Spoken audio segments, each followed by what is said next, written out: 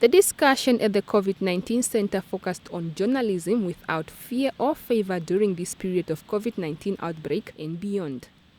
As evidenced by daily news stories updating the nation on the COVID-19 pandemic, journalists are doing their best while making sure that no information is kept from the public. However, the minister got the discussion exciting when he made the remarks on independent reporting.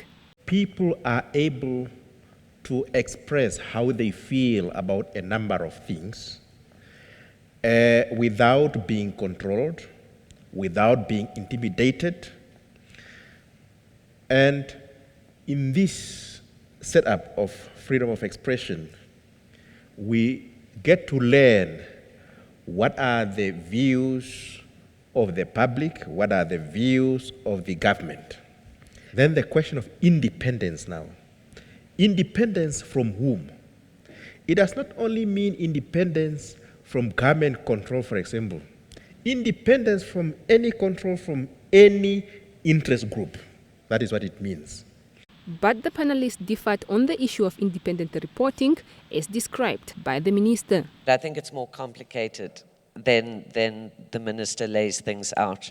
The question of independent journalism, for example, means journalism that is without strict government or any kind of corporate, as the minister said, other types of controls. So the issue is not that government don't control media, because they do, especially on our continent. So do political parties, so do vast corporate interests. The issue, bring it back to the Windhoek Declaration, is the issue of plurality, which is fine, but then there must not be interference in independent editorial policy. I think this is the main issue that underpins it. So the minister says media mustn't be partial. Well, if you've got a political party-run newspaper, it's clearly going to be partial. Independence is obviously very important. I truly believe it. Even if it is a political paper, as Gwen said, at the end of the day, you decide where you belong, but it is the reader who decides whether he supports you in that view. So invariably, you will find that the paper that is most independent is probably most read. So I have a strong view about politicians taking their cue from the population, and the newspaper is just a medium how to inform the population, and that is often forgotten. At the end of the day, government must regulate to some extent, but it needs to be remembered that they serve us and not the media government. The media ombudsman explains that the Namibian media adheres to the process of self-regulation and explains where his role as the ombudsman comes in. They came up with a code of conduct, code of ethics and conduct that regulates the conduct of media practitioners in Namibia. And when we say that, we talk about media being both print, electronic, and even broadcast. So the role of the media ombudsman essentially is really then to adjudicate over media complaints.